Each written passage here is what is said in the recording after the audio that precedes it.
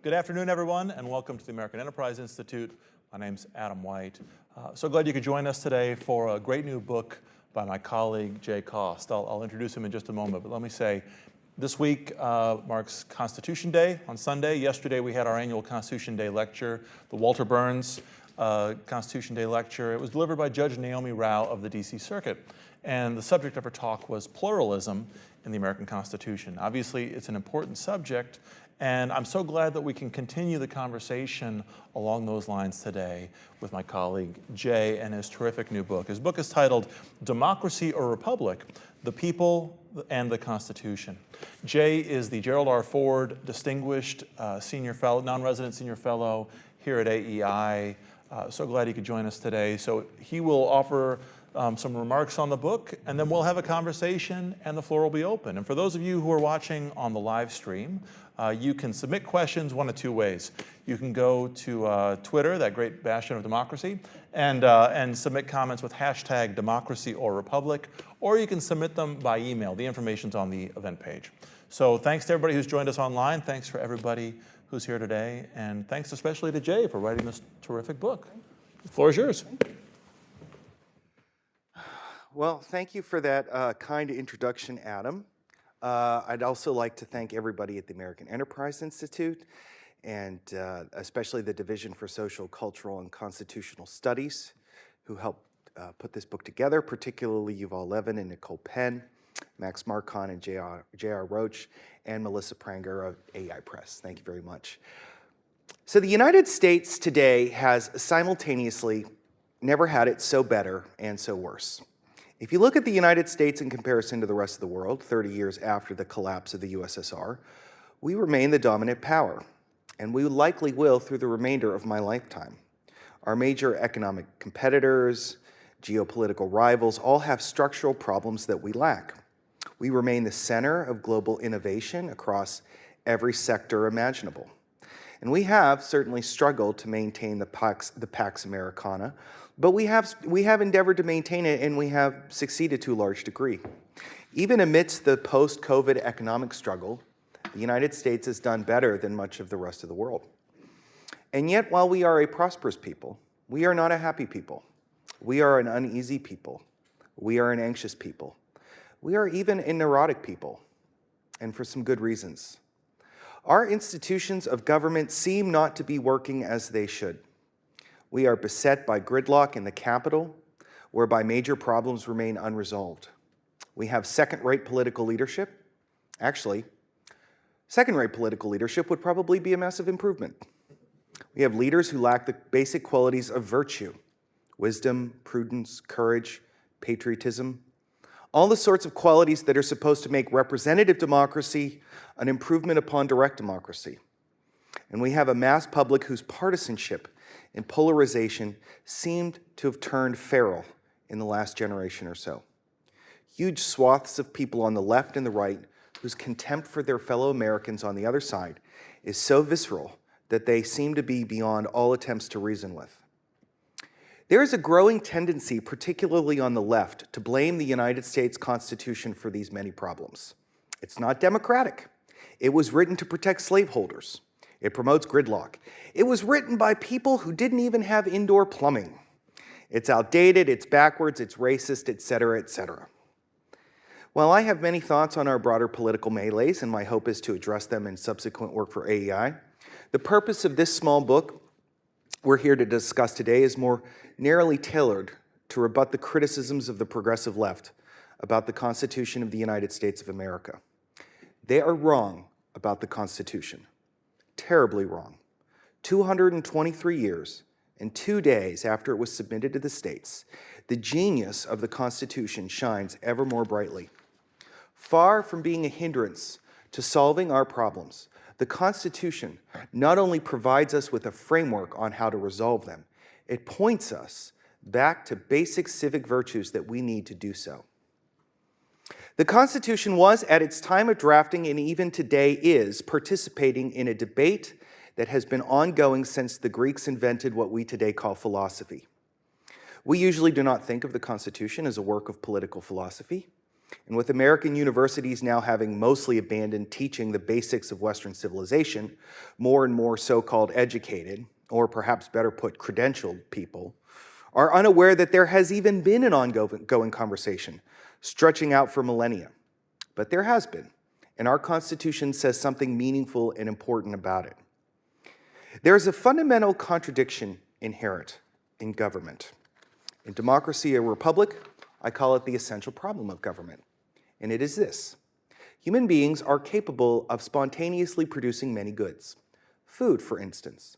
The blessing of children is another example. But justice is not one of those goods. We are too selfish to submit ourselves voluntarily to the punishments due to justice. And when we have been aggrieved, we too often look for vengeance rather than justice. This is the origins of government, an external agent to provide for us that which we cannot provide for ourselves. The problem is that government must be comprised by people, so it inherits this disease, which has no cure. Despite the optimism of the Jacobins of the French Revolution and the American left ever since, human nature is what it is. We are who we are. We are selfish. Reason, as David Hume rightly put it, is little more than a slave to the passions. And so the persistent danger of government is this underlying disease of selfishness will begin to show symptoms and ultimately kill off justice. Government will no longer be administered for the sake of the people, but for the sake of the rulers. The ancient world was aware of this and proffered many solutions. Aristotle's Politics, for instance, remains an essential read in part because of his sharp analysis of this issue. But in terms of practice, the civilization that seemed for a while to have licked this issue was Rome, and the Roman model proved to be influential for millennia thereafter. The Republic of Rome, in fits and starts from the overthrow of the Etruscan king in 509 BC until the beginnings of Julius Caesar's dictatorship in 49 BC, developed a clunky but seemingly effective system that divided power among different socioeconomic groups. The mass of Roman citizens, the plebeians, were able to participate in the affairs of government through the assemblies. But executive offices, usually held by the elite, were often, but not exclusively, occupied the patrician families who owned land and could claim noble birth. So also was the Roman Senate, the central institution of the Republic, where Rome's elites gathered to advise the rest of the community. This balance is even identified in the very name of the Republic, SPQR, Senatus Populesque Romanus, the Senate and the people of Rome governing together. The idea behind it was when one faction got too puffed up for its own good, when it threatened justice, the other factions were there to knock it down. Government thus became a place of equilibrium between the elite nobility and the common masses. This is how justice was maintained, at least in theory. And of course, as we all know, the Roman Republic collapsed, the empire rose, and when it fell 500 years later, Western Europe began to suffer from a massive power vacuum, which the Renaissance humanists would unfairly characterize as a dark age. But still, these Roman ideals wielded influence. Again, in fits and starts, England would develop something like the Roman system, whereby the king governed in conjunction with the parliament, which consisted of the elite churchmen, the landed aristocracy, and the representatives of the middling landowners. Different factions were put in government with one another to create a balance that mimicked the social dynamics, at least among those who owned property. Following the Protestant Reformation, the English Parliament asserted itself first as an equal and then superior power to the crown, and it was this dynamic that the eminent French historian Montesquieu claimed created the potential for liberty. But the Americans, in 1776, could take no part of this solution, the blending of king with church, aristocracy, and landed gentry. For starters, there was obviously no king, and the English king never bothered to create peers in North America, so there was no aristocracy. Moreover, the signature hallmark of aristocratic title, ownership over land, was pointless in the New World because land was cheap and plentiful here, while it had been expensive and scarce in Europe. And America, with its vast religious diversity, was never going to ensconce any particular sect within government. So who does that leave? It leaves the people by default, or at least the landowners, who in America were plentiful. Roughly 50% of all white men held the franchise in Virginia in 1776, and that number would only increase as people moved westward. But that created a problem, really only apparent when one is aware of the broader conversation held across the ages. Justice requires a balance between factions in society, and that balance, at least as it existed in the old world, was simply impossible in the new. And the danger was therefore that a democratic republic would slide into a democratic tyranny, whereby the people who constitute a majority use the powers of the state not for the good of the whole community, but to enrich themselves at the expense of the rights of the minority and the public good. And in the America of the 1780s, this was no academic problem. The state governments chartered after the revolution began were pristinely, bracingly democratic by the standards of the age. Yet at the same time, they were shockingly brazen in their contempt for the principles of good government. This rampant injustice ultimately fed into Shays' Rebellion in 1786, which brought American civilization, frankly, to crisis. That set the stage for the events of the summer of 1787 and the challenges of the Constitutional Convention. James Madison, as only he was able to do, summed up the problem with pristine brilliance. In the spring of 1787, he told George Washington that the great need, quote, which has not yet been found for Republican governments, seems to be some disinterested and dispassionate umpire in disputes between different passions and interests in the states. Not yet been found, is what Madison said. In other words, not only did the framers have to build a system of government where the people alone could rule themselves according to the dictates of justice, they had to be the first to do it. The Constitution is the result of this effort. But then again, am I overstating the case? I mean, the Constitution does look like a hodgepodge, and it certainly was a committee effort, literally, and the committee of the whole drafted it. How can it be a philosophical statement, a response to Aristotle and Plato, to Polybius and Cicero, to Hume and Montesquieu? Well, I think that if we look beneath the text and find the themes, we can identify its genius as well as its philosophical statement for the ages. When we do, we discover the principle of consensus. Yes, the framers admit the people are quite capable of turning a democratic republic into a democratic tyranny. However, that's not the end of the story.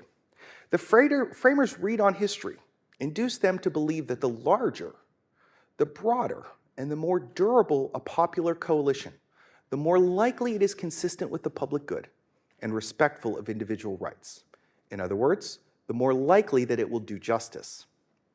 One faction in society, be it economic, be it cultural, be it religious, whatever, if it's given all the power, can and eventually will govern for its own expense govern for its own sake at the expense of the rest. But if no faction can dominate, if they have to bargain, they have to compromise, and above all, they have to talk with other factions to find a mutually agreeable result, that's a different story. The end result will not be perfect, and nobody will walk away completely happy, but it will be close-ish to justice, at least as close as we can get in this life. This is how the people are to govern themselves. Their sovereignty, which is theirs alone, will be exercised through a process that forces them to find common ground, to achieve consensus. And more than this, it is the means by which Americans, in all of our mind-boggling diversity, can begin to see how we actually have points of commonality with one another. Politics, proper constitutional politics, is not supposed to be the Hobbesian nightmare of 2023, the war of all against all. It is rather a process of discovery, whereby alternative views are expressed and common ground is found. And at the risk of disincentivizing you from buying my book, I will answer the title question, democracy or republic. The answer is this: the Constitution is an instrument of government whereby the people, acting through democratic institutions, achieve a republican result. It is where, to borrow Lincoln's immortal phrase from Gettysburg, government of the people and by the people actually becomes government for the people. What this means is that, properly speaking, a majority is a necessary condition for government action, but it is not supposed to be a sufficient condition. A larger, a broader, and more durable or considered majority will be more able to work its will in government than a small, narrow, and fleeting one. To sum up, I'm sure you're struck by how little I seem to have defined or described government today. And indeed, you'd be correct. My contention, though, is that our failures in government are due not to the Constitution, but our failure to adhere to its vision as a political community. We have allowed all sorts of institutional perversions to creep into our system and disrupt the intention of the founders. The bureaucracy has grown overlarge and independent of the public will. The House of Representatives is not actually representative. Too much authority has been given to the courts.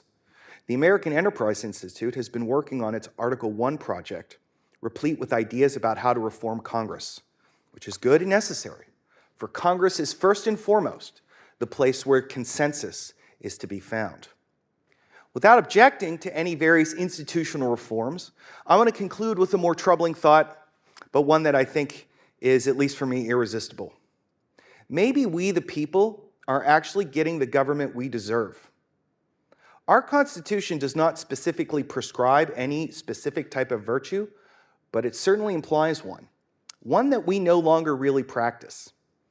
If we accept the principle of consensus, then we are implicitly admitting our own epistemological and moral weaknesses.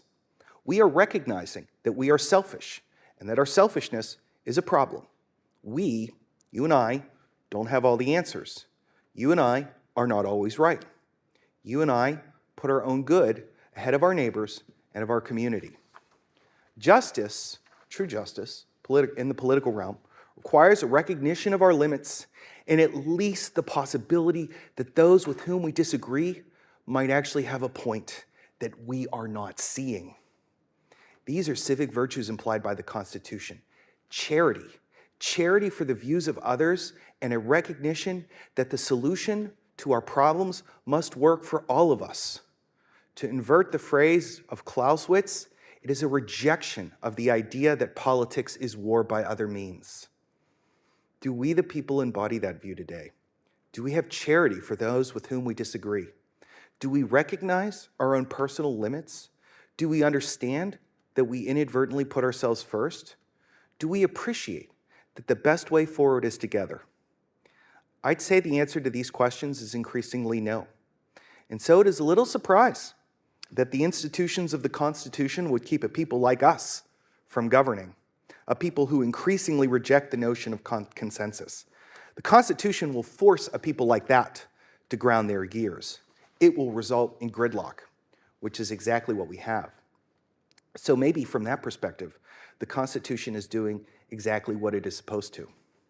And to that, I say, thank God. Can you imagine what would happen if the left or the right in the United States of America in 2023 had unfettered power to work its will on the opposition, even if only for a short period of time? I reckon both ways would act in such a manner that would make the vile dictator of Rome, Sulla, embarrassed. I'd say that far from being the impediment to a more just state, the Constitution is what is actually holding the American people from clawing themselves to shreds. The Constitution, far from being a liability, is in fact our greatest asset. Thank God for the Constitution, and may it remain as the framework of our republic for the next 223 years and beyond. Thank you.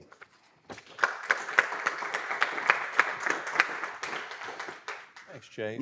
Again, this is a great book, and if you didn't see already, we have free copies here to take if you haven't already gotten one. This book builds on the books that you previously have written. You started with a study of corruption and Republican government. Then you turned to the founding era, focusing on republics and oligarchy. And then you focused more and more on Madison. Your last book was a biography of Madison. Now, in this book, you take the broader view. Again, it's focused broadly on Republican government. But Madison is, again, front and center throughout the book. How does Madison fit into your understanding of what the American Republic was supposed to be, both in his words and also how he acted out Republican government himself? Yeah, that's a great question, and thanks again for hosting this, Adam. Thank you for being here. Those of you who are watching online, I really appreciate it. I would say there's a couple things to recommend James Madison, and not because, like me, he was short, although that is a selling point for me. I would say, above all, I'd mentioned that the Constitution was a team effort, and Madison, who was remembered late in life as the father of the Constitution, would also be one to acknowledge that it was a team effort. But I would say there are two things that separate Madison out. The first is that Madison, I think, more than any of the men who participated in the creation of the document, was able to give philosophical depth and specificity to the general consensus in the room. So when we're talking about the notion of consensus, I think that Madison is speaking for everybody in documents like Federalist 10 and Federalist 39 and Federalist 51. I think he's speaking for the room. But I think that Madison was able to discuss and describe those problems with a level of philosophical depth and sophistication that was unrivaled. So there's that. I think the other thing as well is that there were competing visions of Republican politics in the late 18th, early 19th century. And I think you can probably run on a spectrum with Hamilton on the one side being the most elitist, Jefferson on the other being the most small d democratic. I think Madison was somewhere in the middle on the Jeffersonian side of the spectrum for sure. But I think at the end of the day, in many, many respects, Madisonian politics is just how we assume politics is supposed to function. And I think that's another reason why Madison remains so important in understanding the importance of the Constitution, because it really, when we think about how politics is supposed to function, oftentimes without even realizing it, we're being Madisonian. It is interesting to see when you go back and read the debates in the founding era, the Constitutional Convention, the events leading up to it, Madison's defense of the Constitution and the Federalist, and then in his work in the early Congresses. It is interesting how he really sort of models the kind of politics that he's talking about. And you say, you can see it in the book, there are moments where Madison probably gets a little heated, just like any political actor does. But it is, of all the people you could focus on, Madison really does seem to exemplify, I guess maybe we'd say, he's practicing what he preaches. Yeah, I think that's true. And I think, though, we also should be mindful that Madison, for being, maybe for lack of a better word, the apostle of consensus, was himself incapable of offering that charity to Alexander Hamilton. No. Madison and Hamilton, and I talked about this in a previous book, Madison and Hamilton had both had deep disagreements on the nature of small r Republican government, but they were both still basically within the Republican spectrum of on things. And I think one of the great mistakes that Madison made was to assume, contrary to what Jefferson said in his first inaugural, that a difference of opinion, and Madison assumed it was a difference in principle. Well, in terms of what is actually a republic, as you said, that's a word that means a lot of different things to different people. In your remarks, you quoted his letter to Washington on the run-up to the Constitutional Convention, but in the book, you quote at length a 1792 letter in which Madison sketches out his own definition of a republic at the time. Let me just read this. Madison writes, "A republic is a government deriving its energy from the will of the society and operating by the reason of its measures on the understanding and interest of the society. Such is the government for which philosophy has been searching and humanity has been sighing for the most remote ages." And then he adds, "It's the glory of America to have invented and to possess a true republican government." Then you go on to say there's so much to unpack in just those few sentences. And let's spend a couple minutes on that, because your very next question, what is the will, the understanding, and the interest of the American society? Could you unpack that? What's Madison's definition of Republican actually mean in terms of its sense of the American people's will, its reason versus its passions, and how we're supposed to act out these principles in government? Yeah, wow, that's a tough question. That's like 17 questions in there. That's a good one, though. But, yeah. I would say that a consistent theme, so that passage that you quoted was written for the National Gazette during Madison's fights with Alexander Hamilton. Was really precipitated by the questions of public finance and the debt and the bank, and all these things were entangling with one another and getting back to this question of who's actually in charge. Yeah.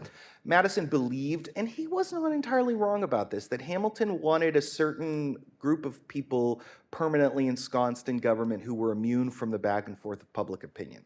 I think he was right in many respects on that. So what's the alternative? The alternative for Madison would not be some sort of Jeffersonian-style plebiscite democracy, right? That the people should rule, That's my daughter calling, by the way. I thought that was Hamilton calling. He Yeah, wants no, the time that's here. my daughter. She's 10 years old, and she's convinced that she's my boss, and she actually is my boss.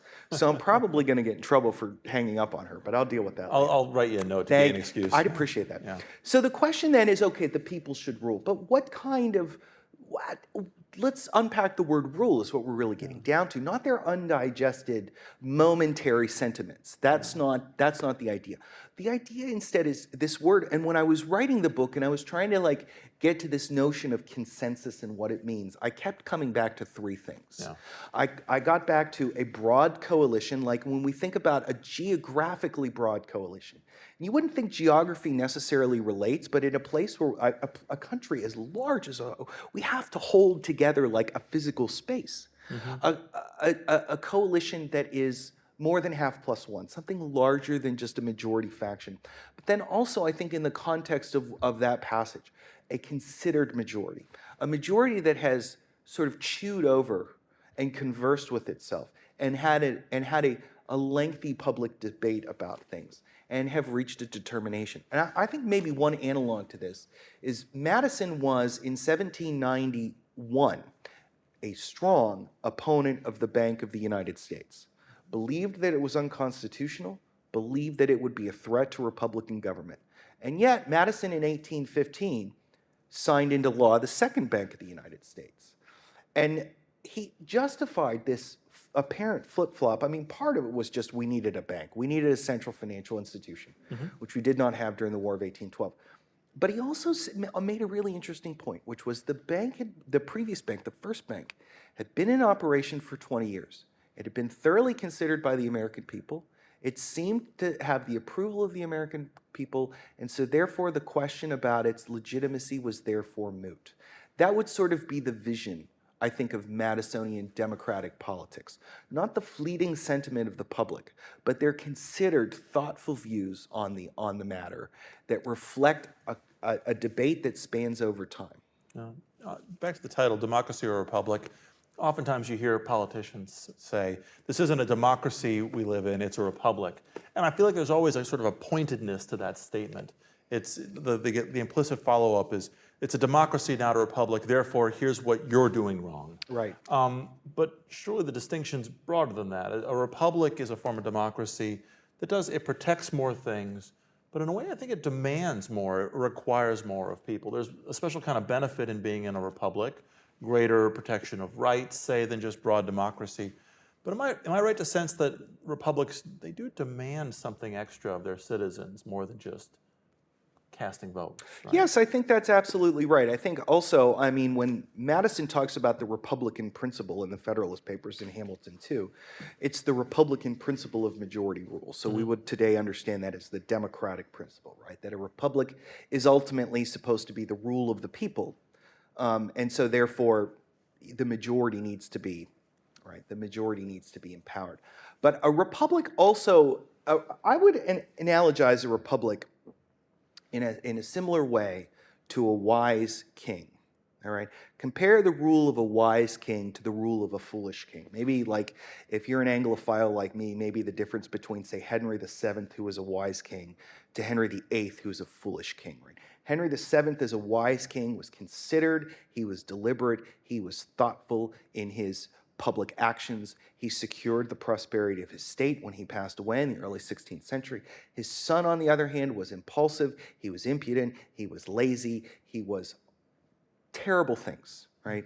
Both of them held the sovereignty, right?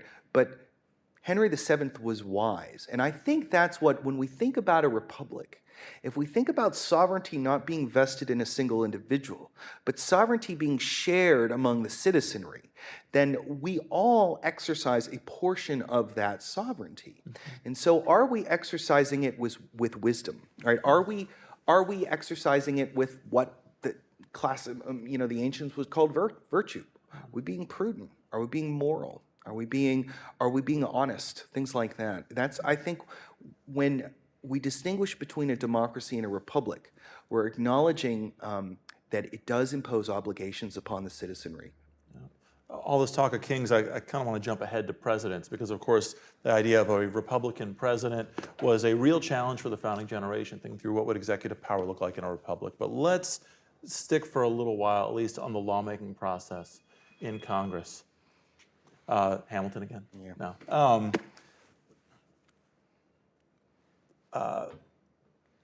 In Congress, I mean, it's one thing to say Congress is the first branch of government. It's right there in Article 1 of the Constitution. But what does a Republican lawmaking process actually look like? Because Congress legislates on important things. They are important matters, often of fundamental principles, of rights. I mean, some legislative debates are, like prudential marginal debates about should the tax code say this or this, just more sort of mundane, not mundane, but subjects that are more open to debate, but not always. How should members of Congress approach those debates? How far should they be willing to go to compromise? To what extent should they focus on preserving principle? That's so abstract. Let me give maybe a concrete example. Right now, there's a huge debate over, say, over guns in America. And a lot of this is around the Second Amendment. What does the Second Amendment mean? Something that people can disagree profoundly about, whether it's people who study the issue closely, people who just have a general sense. But it's an issue that really divides Americans, and the stakes are huge. Whether it's at the state level or the federal level, you could see legislators coming and saying, I'm drawing a line and not moving on it. Others would say, let's find a place in the middle. And there's versions of that debate where you might say these people are standing on principle. Their critics would probably say they're being obstinate. How does principle, fundamental principle, fit into these legislative debates? Yeah, that is a good question. I think that, one of the things I'm struck by, maybe the older I get, the less enamored I am by the principle of principle. And the more that I see the virtue of prudence and a certain flexibility around principle. I think that we tend to reify principle in this country. I think we almost kind of tend to make it an idol. Particularly the more ideological factions within our society treat it as though it's the summum bonum, which I don't think it is. I would say you referenced the gun debate. Yeah. And I think one of the obviously, I don't know how to resolve that, but I will say one of the things that I think is missing from the gun debate is a recognition on both sides that the other side is coming from a place of honesty and a real anxiety, and they have legitimate concerns, right? I mean, the gun debate tends to be a division between rural America and suburban America on the one hand and urban America on the other hand. Rural America, suburban America does not have a gun problem in terms of gun violence to the same extent that urban America does. So I think it's incumbent upon people, like for instance, I live in rural Pennsylvania. We don't have a gun violence problem. And when I talk to people in rural Pennsylvania, their attitude is, well, they want to take our guns. And it's like, that's not really true. They want to solve the problem of crime in their community. That's what they want to do. They're coming from of concern, not to take away your rights to own a gun, but they're coming out of a concern for their own communities. And I think that people who are more strongly in favor of gun control need to recognize that responsible gun owners are exactly that. They're responsible gun owners. And really, at the end of the day, if the problem is about peacefully resolving issues of crime, I mean, we're not going to come to any resolution if we just continue to see each other in the worst possible terms. Yeah, and I mean, I really hadn't thought of an example to begin with. The gun debate just seems like one that's particularly salient. But you could pick any one of the major issues that we're debating today, whether it's climate policy, religious liberty, free speech, whether it's a matter of constitutional rights or just what's taken as a really significant policy fight. It feels like our policy debates are often clashes of absolutes. And one of my takeaways from your book is it's very hard for a Republican system of government to really digest just a constant stream of clashing absolutes.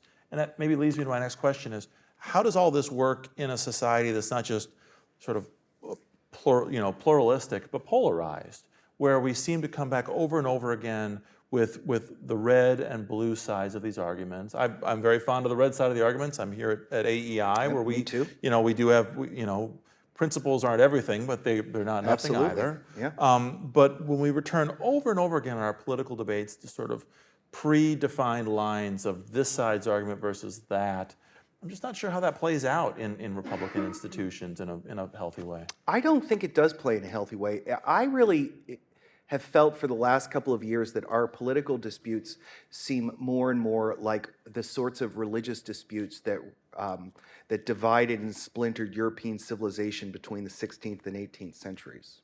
And my feeling increasingly is that Americans need to recognize that politics is not religion. Religion is religion. If you want to be religious, go to church, right? Go to synagogue, right? Go to mass. You sound like my mother. Yeah. Politics is about finding common ground. And I think insofar as we are turning our principles into these sort of external immutable forces that we owe absolute fealty to, there will be no common ground, right? And there is no flexibility built into a vision of politics like that.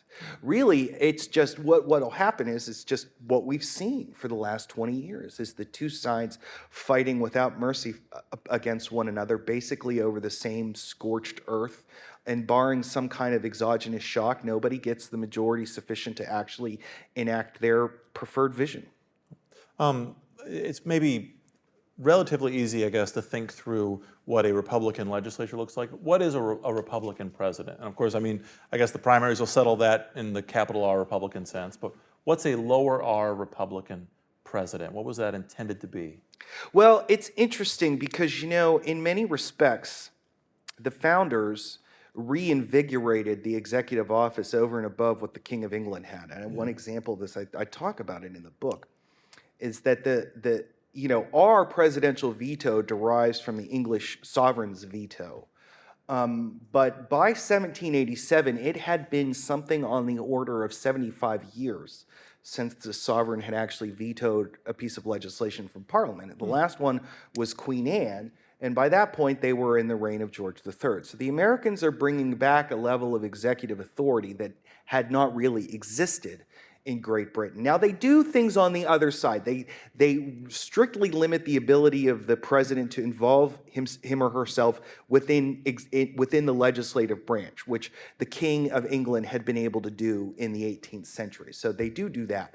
But I think that, in my opinion, a Republican president should, small r, would probably try to accomplish two things.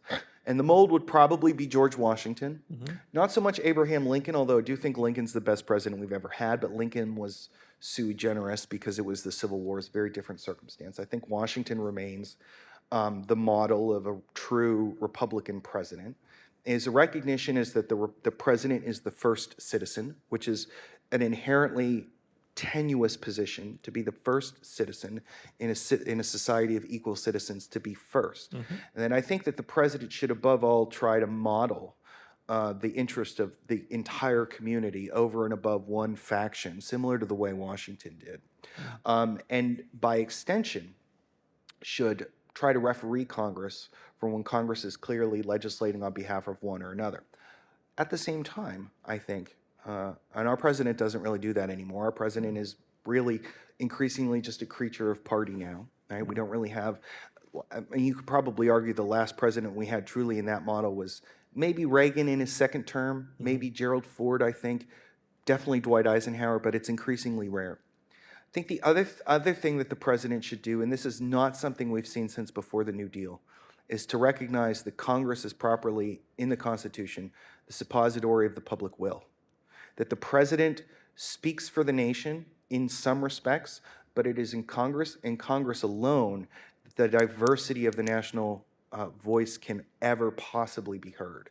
And I think increasingly that's really one of the problems with our American politics, with the presidency, is that whenever we get a new president, half the country begins immediately suffering from very severe cognitive dissonance because they hear the president saying things on behalf of them that they themselves do not believe.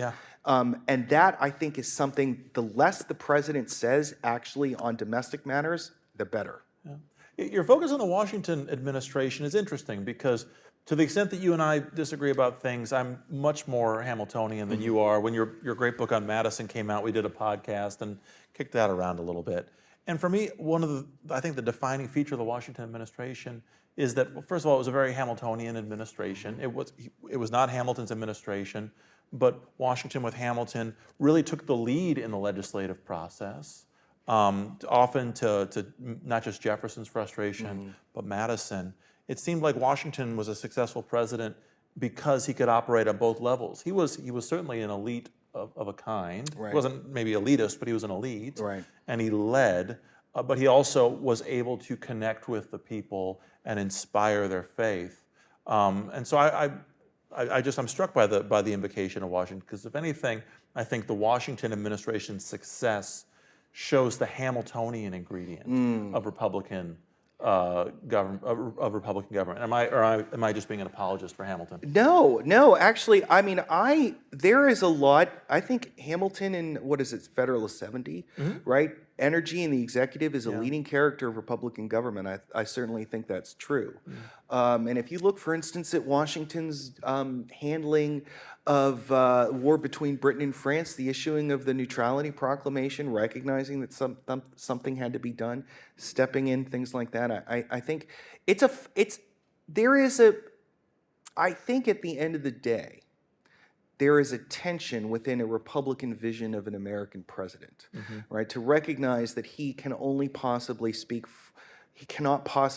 for the entire nation on every issue, and that he has to be careful and pragmatic in how he approaches things. And I think, unfortunately, that is something that the president in the 21st century really through most of the 20th century, the president just hasn't even bothered to try. I mean, really, I would say since Wilson, the president has more often than not been perfectly content to declare himself the tribune of the people. And I guess maybe to get back to a Roman illustration, that is something the president should avoid. The president is not the tribune of the people. Yeah. He cannot possibly speak for a country of 330 million people.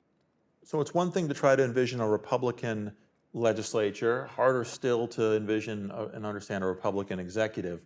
The judiciary is probably the most difficult to really define in smaller Republican terms. What's a Republican judiciary?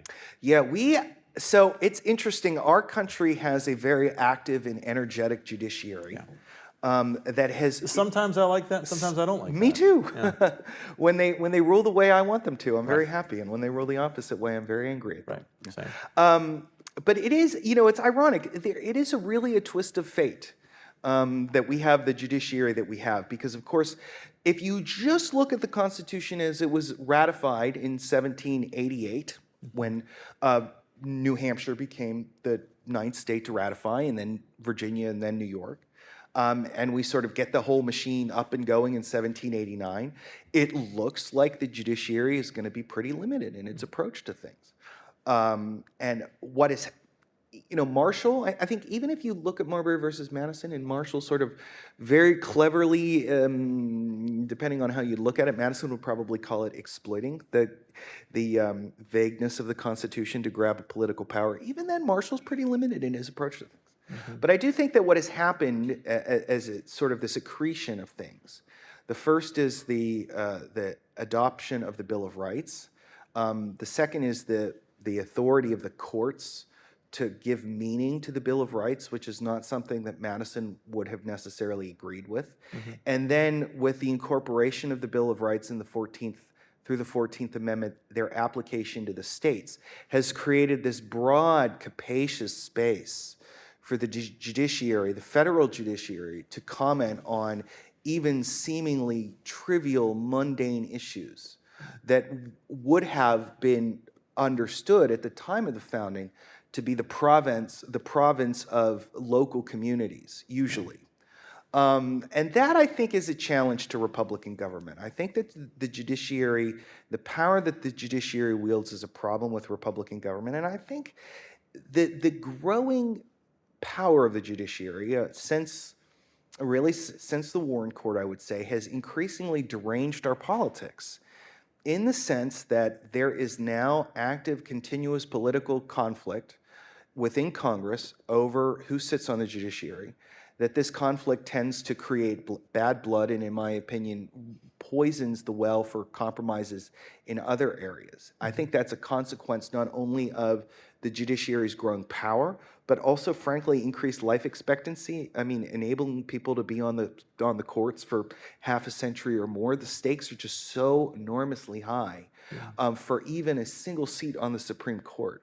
That is a power that is really hard to square with the founding vision that was put forth in 1787.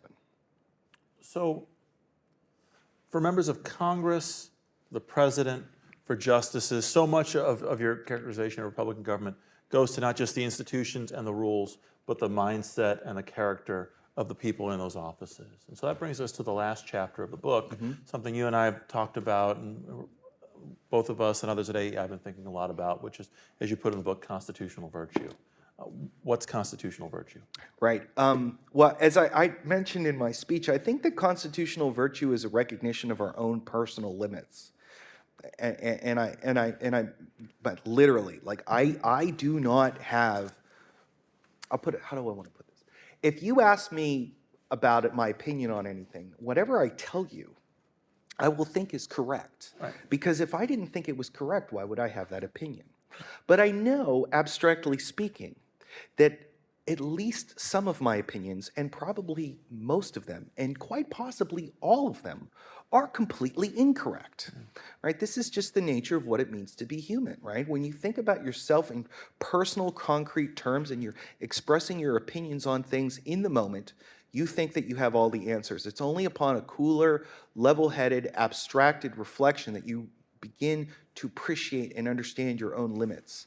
And I think that that is one of the cardinal virtues of a Republican form of government, a democratic form of government, where we are supposed to come up with policies that work for the benefit of the entire community.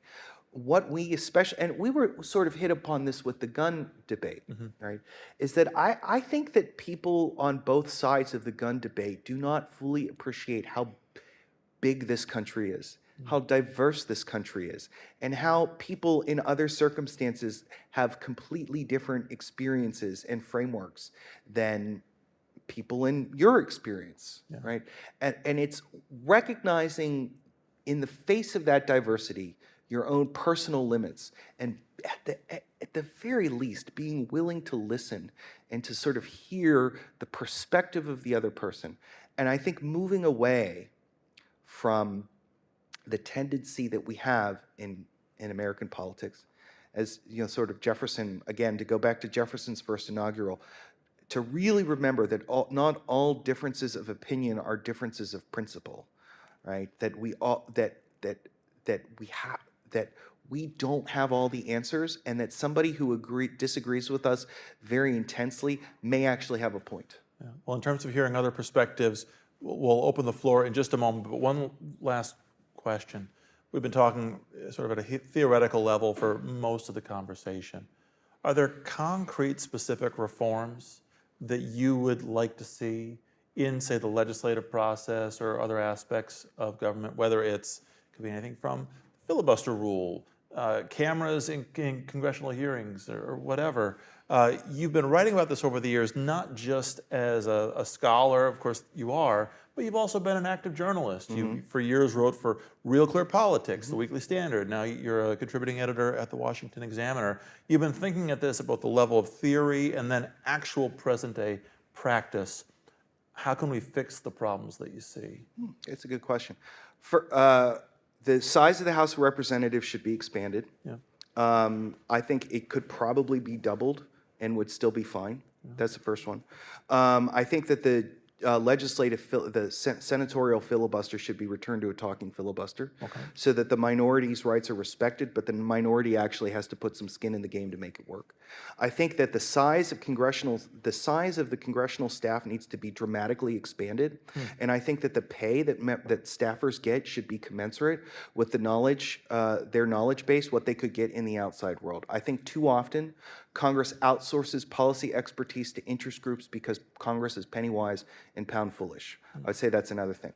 I would get rid of cameras in both chambers of the House and the Senate to cut down on the extent to which the floor of both has been debased by members of Congress preening. I think it's a disgrace. I would return both chambers to a place of legitimate debate for that reason. Another thing that I would do is actually Woodrow Wilson believed that the executive branch should be brought into the legislature. I would actually argue that the reverse of that needs to happen. I believe that the executive branch should be integrated with people from the legislature who are there, who are actually watching what's happening, so that the legislature does not have to go on these blind fishing expeditions to find out what happens. I would also encourage members of Congress to reclaim the power of the purse and to begin rebuking wayward federal agencies by the denial of funding. And finally, and I think most importantly, we need a massive reconceptualization of campaign finance in this country, because money for politics, in our sort of naive sense that everybody should be involved for politics for the goodness of their own heart, we have a campaign finance system that is completely impractical, and as a consequence has given outsized influence to both the wealthy and also the most ideologically aggressive factions within society, and it has the effect of polarizing Congress. There's definitely a lot of food for thought there. I have to admit, when I throw out the ideas of cameras and the filibuster, we haven't talked about this previously. I guess I must have inferred it from the book. But why don't we open up the floor? There's a microphone here, so please wait for it to find your way. We'll start here, and then Karen in the front will get the next question. J.P. Hogan. It's on.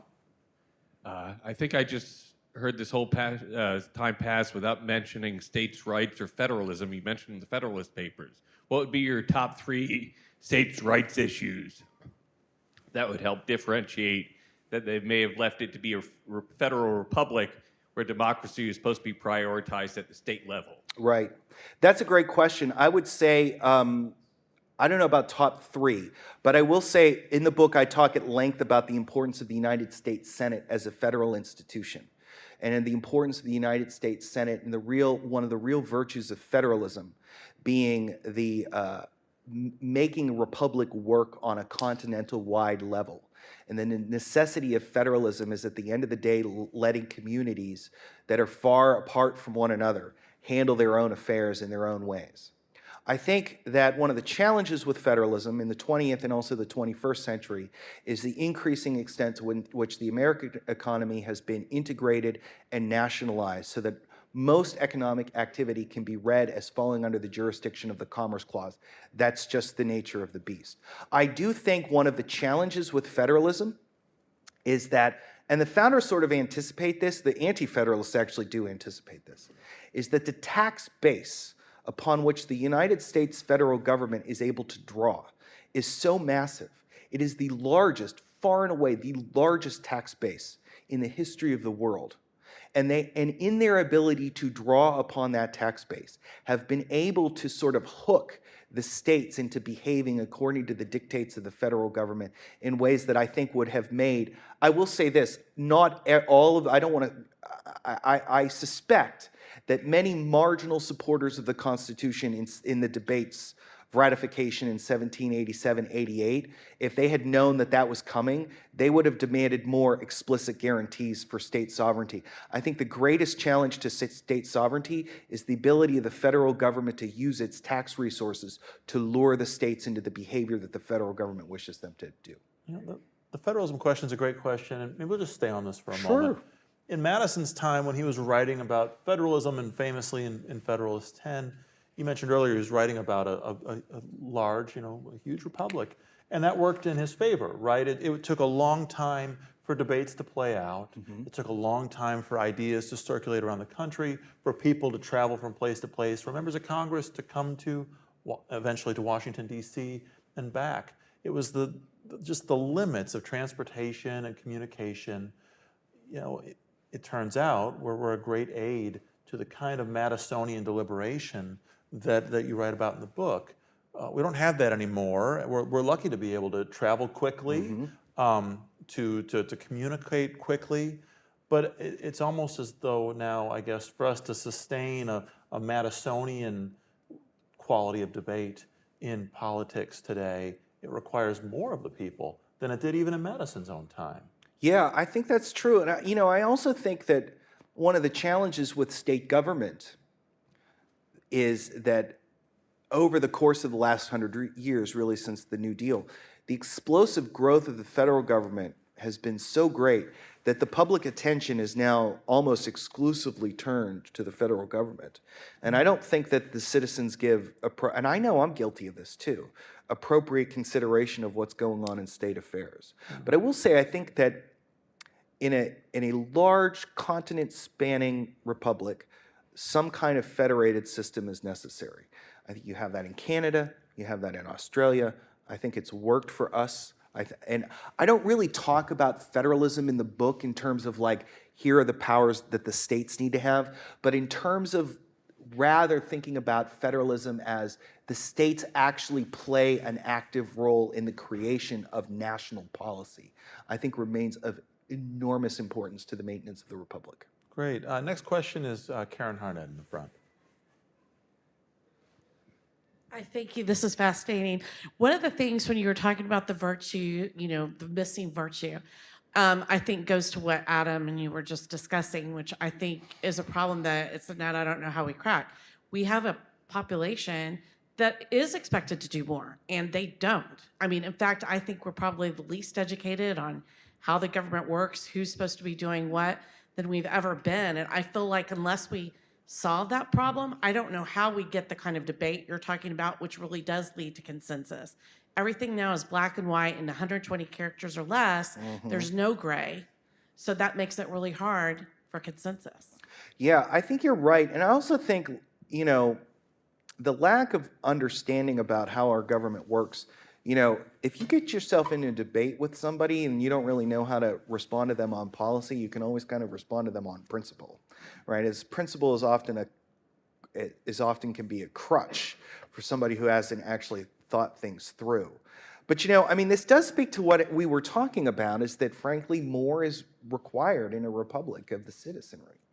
And I guess one of the challenges that we have in our society, it's not just that we're a democratic republic, right, where the citizenry is defined in a very expansive term, but we're also a liberal republic, right? We're a republic that wants to keep to a minimum the compulsion that the state imposes upon the citizenry. So, you could sort of argue that, Sparta was an oligarchic republic, and the citizens of Sparta were actively forced by the state to become citizens of Sparta, right?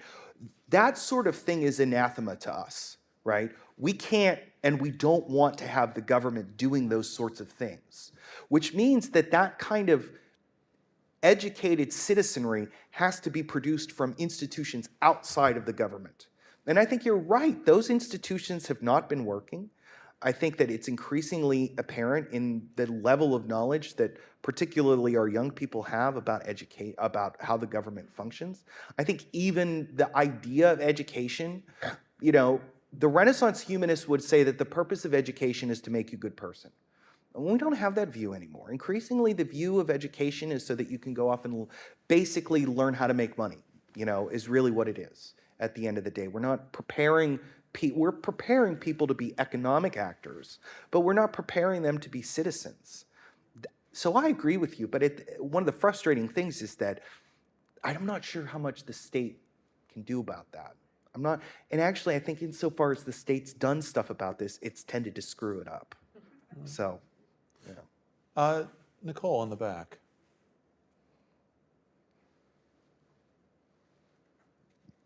Thank you for this excellent talk and conversation. So my question is related to the amendments to the Constitution. Is there a Republican way to think about the amending the Constitution? Do we not amend the Constitution enough, or have we amended it too much, particularly since the indispensable Reconstruction amendments? But I'm wondering how should a small R Republican think about amending the Constitution? That is a great question.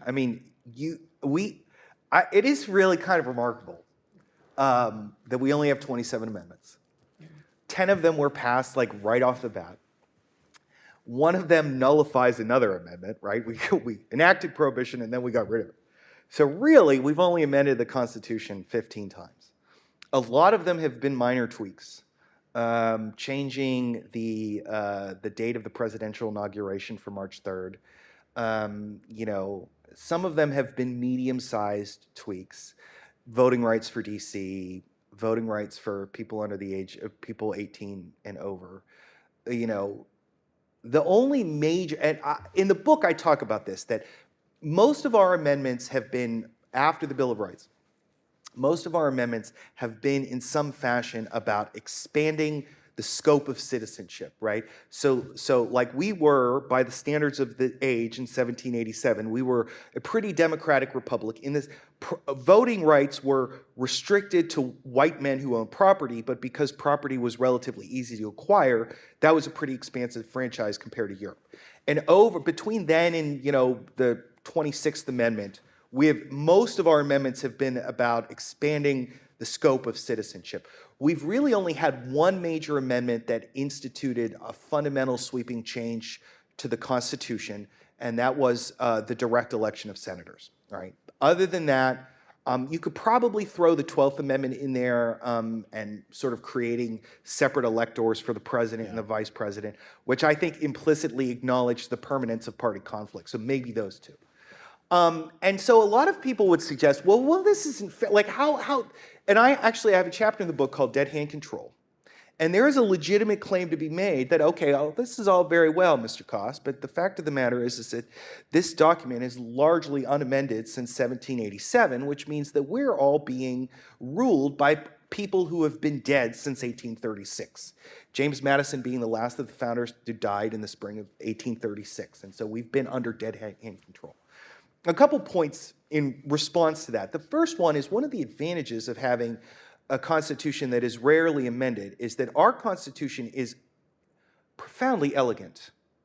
Our Constitution has not, the original prose of Gouverneur Morris has not been sullied by subsequent generations of lawyers who've been looking to stamp it. And so our Constitution is very readable, whereas try and read a state constitution, they're insufferable to read, right? So there's that advantage. And that creates a sense in which it inspires reverence, at least the potential for reverence, that anybody can read this and appreciate it. So there is that.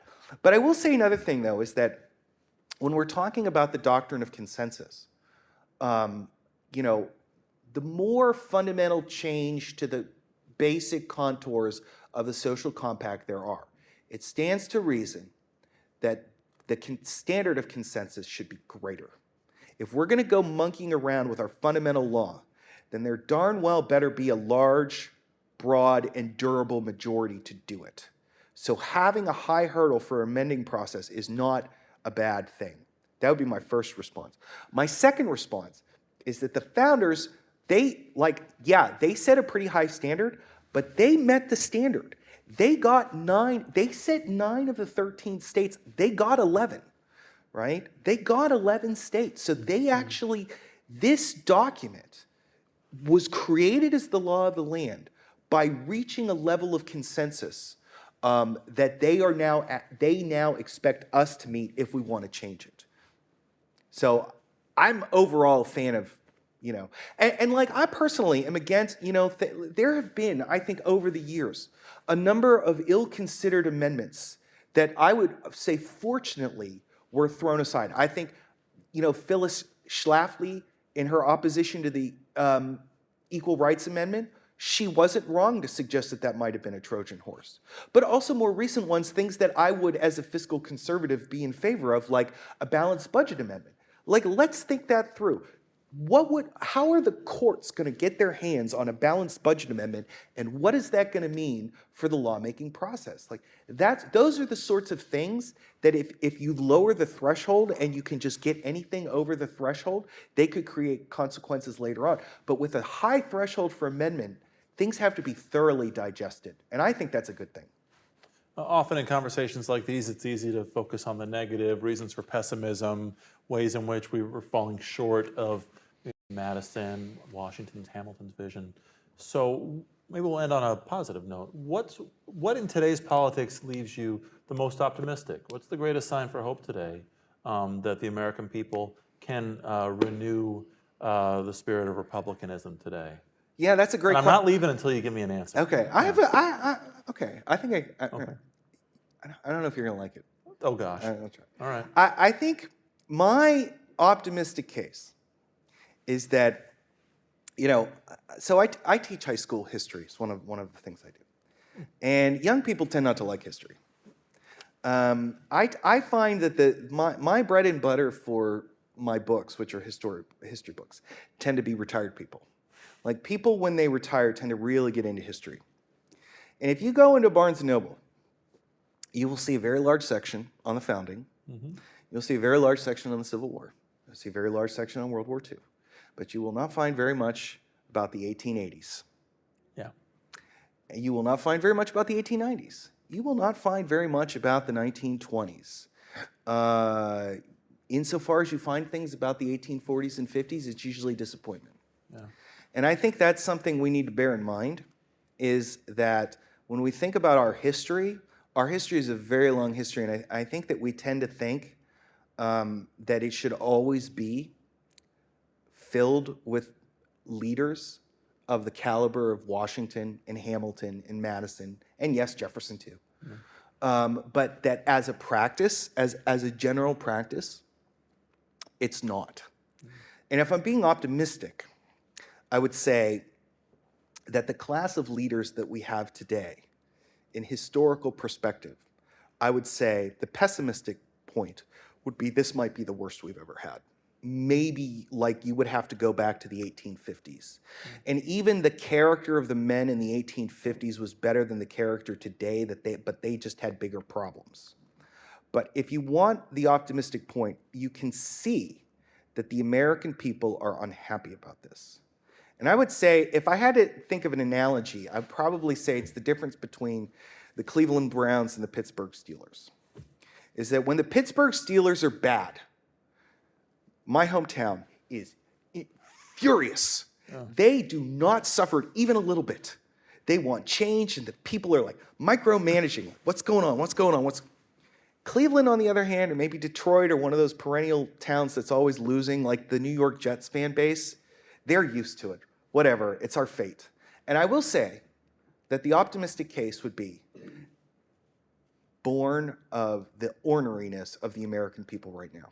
They are mad, which is a sign that they haven't accepted this, which is probably our best bet, because if this is going to be solved, it will ultimately have to be solved at the ballot box. And the fact that so many people recognize that this is a problem is probably our best hope. Right. Well, I hope all those angry, dissatisfied people find their path back, starting with your book. Yes, it's a great book. they should. If you're unhappy with the state of America, you should buy my book. Yeah, and for those of you here, please pick up a copy when you go, but please join me in thanking Jay Cost. Thank you very much. This is great. Thank you, Adam.